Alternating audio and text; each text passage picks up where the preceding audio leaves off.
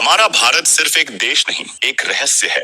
हर गुफा, हर मंदिर, हर पत्थर कुछ न कुछ कहता है।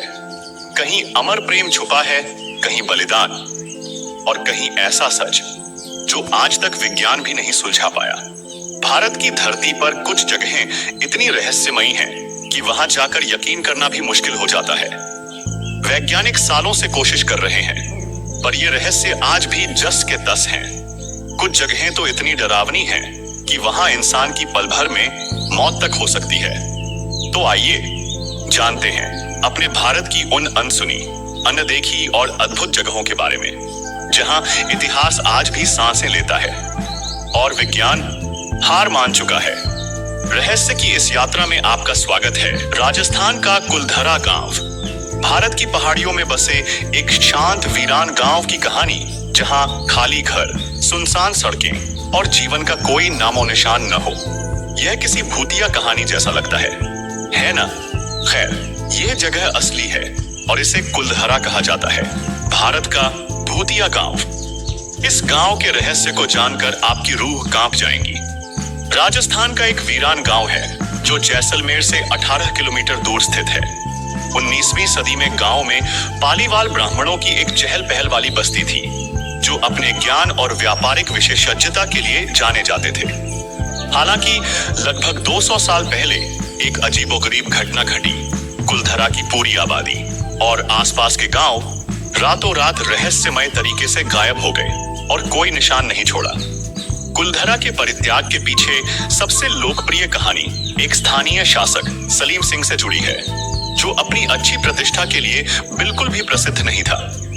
कहानी यह है कि उसे एक पालीवाल ब्राह्मण की खूबसूरत बेटी से प्यार हो गया और उसने उससे शादी करने की मांग की। जब गांव वालों ने यह कहते हुए मना कर दिया कि उसकी शादी किसी और से हो चुकी है, तो शासक क्रोधित हो गया और उसने धमकी दी कि अगर वे नहीं माने तो वह गांव को तबाह कर देगा। लेकिन शासक की मांगों को मानने के बजाय ग्रामीणों ने एक अविश्वसनीय निर्णय लिया। आधी रात को उन्होंने अपना सारा सामान समेटा और गायब हो गए। लेकिन इतना ही नहीं, कहा जाता है कि जाने से पहले उन्होंने इस जमीन को श्राप भी दिया था। किंवदंती है कि उस गांव में फिर कभी जीवन नहीं बचेगा। और जैसा कि कहानी में बताया गया है, गांव वालों के जाने के बाद से कुलधरा वीरान पड़ा है। इसे डरावना क्या बनाता है? हालांकि कहानी अपने आप में आपको सिहरन पैदा करने के लिए काफी है, लेकिन गांव का खौफनाक माहौल इसे इतना दिलचस्प बनाता है। घर अभी भी सलामत हैं, लेकिन सब कुछ समय में जम सा गया है।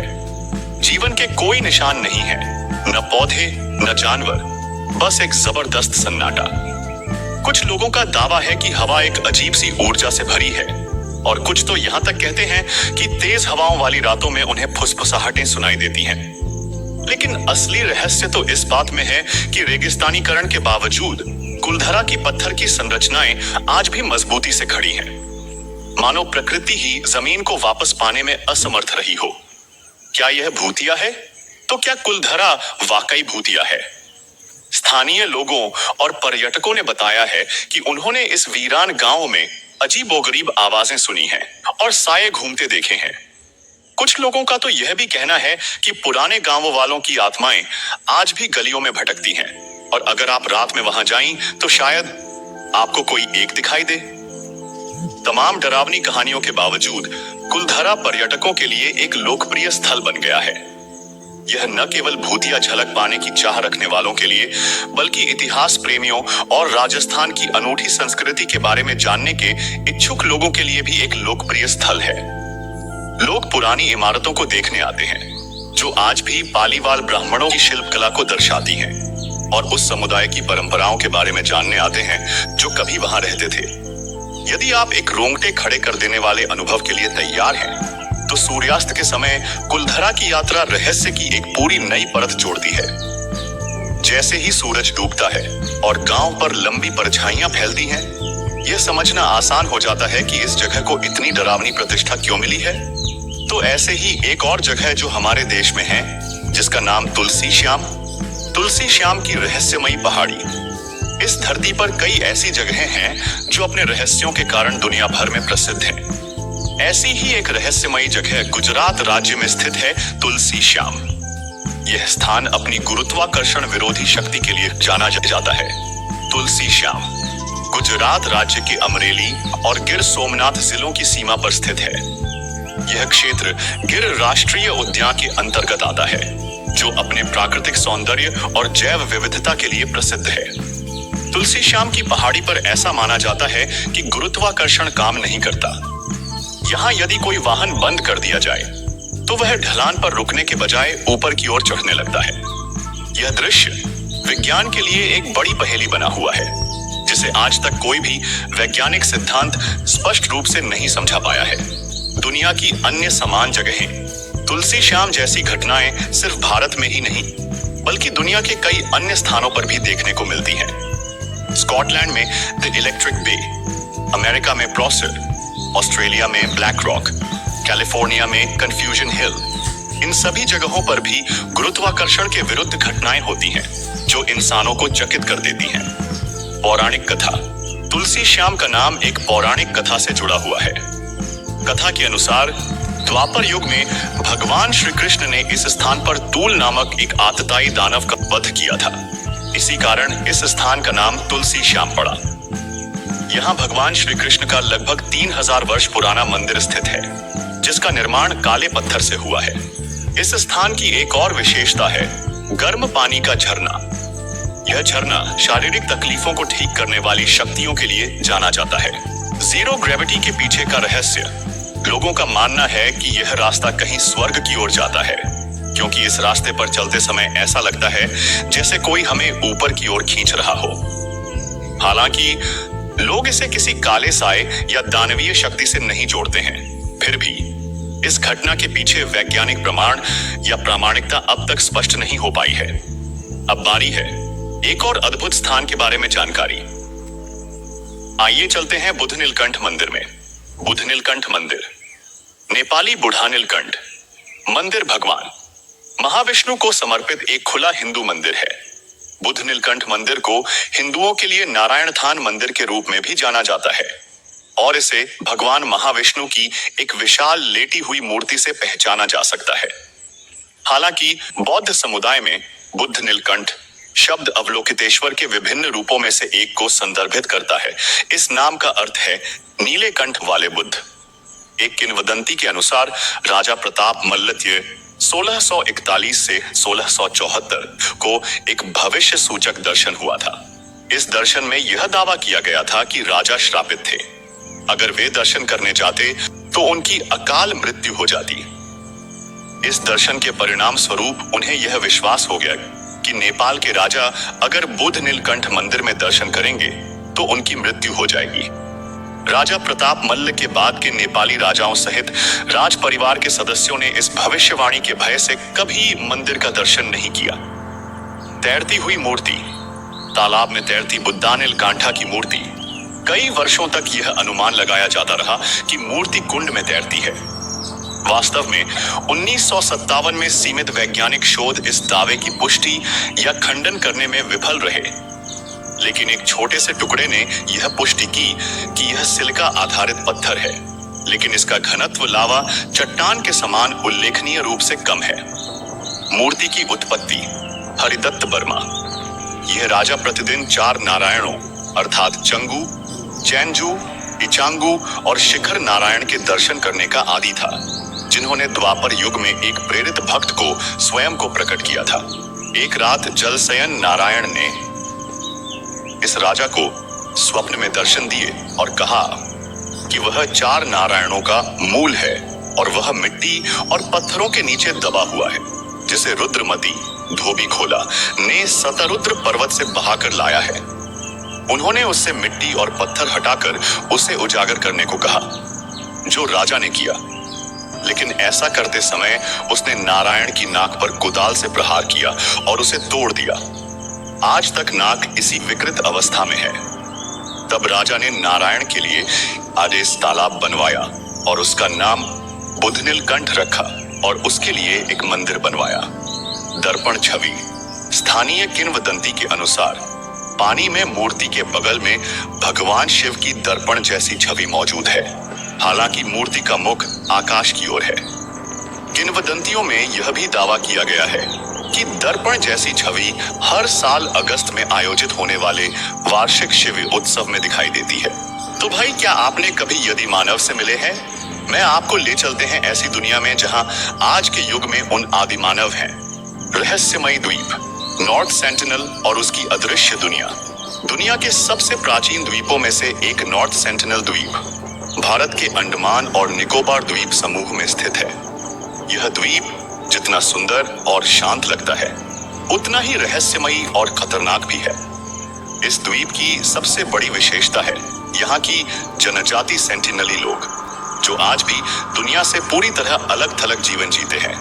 नॉर्थ सेंटिनल द्वीप अंडमान द्वीप समूह का एक हिस्सा है। यह बंगाल की खाड़ी में स्थित है और लगभग 60 वर्ग किलोमीटर में फैला हुआ है। यह द्वीप घने जंगलों और ऊंची नीची जमीन से भरा है, जिसके चारों ओर सुंदर तट और गहरा समुद्र है। इस द्वीप तक पहुंचना आसान नहीं है, न केवल भौगोलिक कारणों से, बल्कि वहां के निवासियों के चलते भी, जो किसी भी बाहरी व्यक्ति को अपने क्षेत्र में स्वीकार नहीं करते। सेंटिनली जनजाति समय में ठहरा हुआ समाज। सेंटिनली लोग को मानव सभ्यता की एक अनोखी झलक के रूप में देखा जाता है। वे आज भी प्राचीन पत्थर युग जैसी जीवन शैली जीते हैं। इनके पास धातु के औजार, मोबाइल फोन, टीवी या बिजली जैसी कोई सुविधा नहीं, नहीं है। वे शिकार, मछली पकड़ना और वन्य संसाधनों पर निर्भर रहकर अपना जीवन यापन करते हैं। सेंटिनली लोग न केवल भौगोलिक रूप से अलग थलग हैं, बल्कि वे मानसिक और सांस्कृतिक रूप से भी पूर्णतः अलग हैं। वे बाहरी दुनिया से कोई संवाद या संबंध नहीं रखते। उन्हें अजनबियों पर अत्यधिक अविश्वास है। यदि कोई व्यक्ति या जहाज द्वीप के पास आता है, तो वे बिना चेतावनी बाणों, भालों या पत्थरों से हमला कर देते हैं। इन्हें नॉर्थ सेंटिनल आइलैंडर्स या बुढ़ानाग लोग भी कहा जाता है। हमले के प्रमाण इतिहास में कई बार यह देखने को मिला है कि जब कोई व्यक्ति नाव या हेलीकॉप्टर उनके क्षेत्र में गया, तो उन्होंने घातक हमला किया। 2006 में 2 भारतीय मछुआरे गलती से अपने ट्रॉलर से बहकर द्वीप के पास चले गए और सेंटिनली लोगों द्वारा मार दिए गए। भारतीय कोस्ट गार्ड ने जब उनके शवों को हेलीकॉप्टर से लेने की कोशिश की, तो सेंटिनली लोगों ने तीरों से हेलीकॉप्टर पर हमला कर दिया। 2018 मिशनरी की मौत।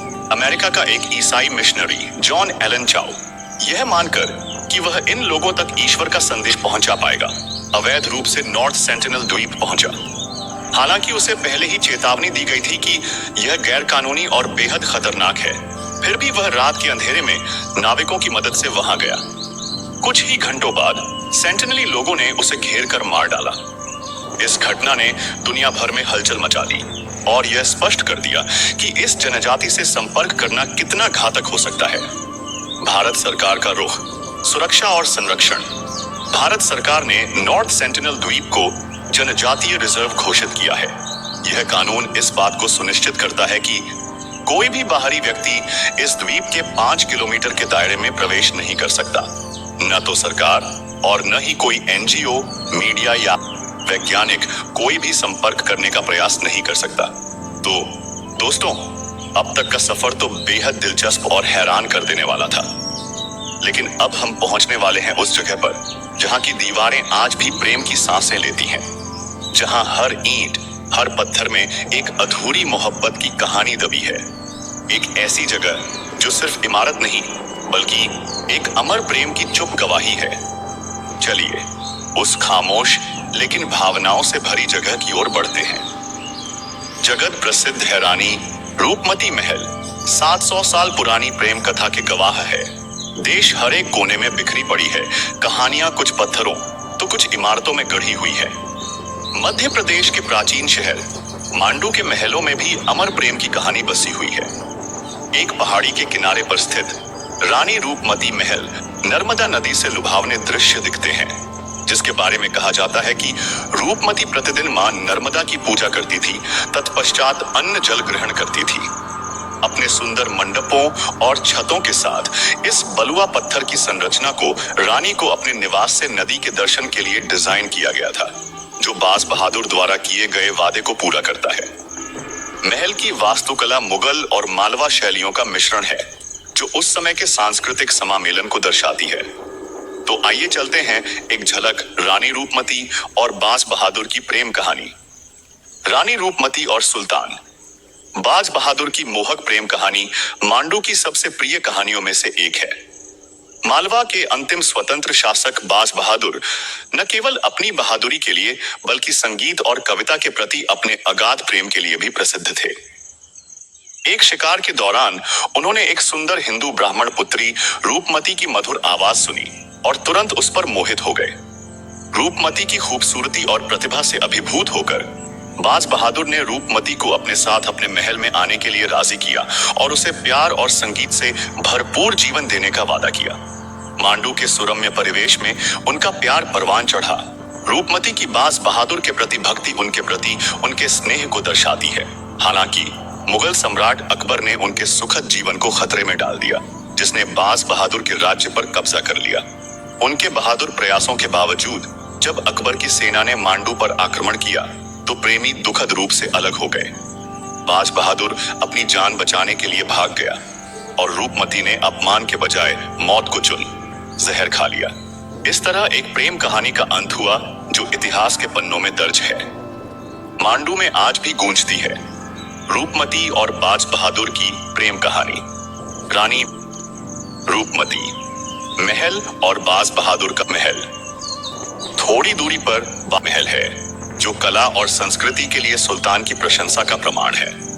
16वीं शताब्दी के मध्य में निर्मित यह महल विशाल प्रांगणों, भव्य हॉल और सुंदर डिजाइनों के साथ एक वास्तुशिल्प चमत्कार है। महल का मुख्य हॉल अपने बड़े मेहराबों और प्रभावशाली ध्वनिकी के साथ कभी संगीत और कविता से भरा हुआ करता था, जिसे बाज बहादुर और रूपमती बहुत पसंद करते थे। महल का डिजाइन सरल लेकिन सुंदर है, जिसमें बड़े आंगन और कई कमरे हैं जो उस समय की भव्यता को दर्शाते हैं। राजपूत और मुगल स्थापत्य शैली का मिश्रण सांस्कृतिक प्रभावों के सामंजस्यपूर्ण मिश्रण को दर्शाता है।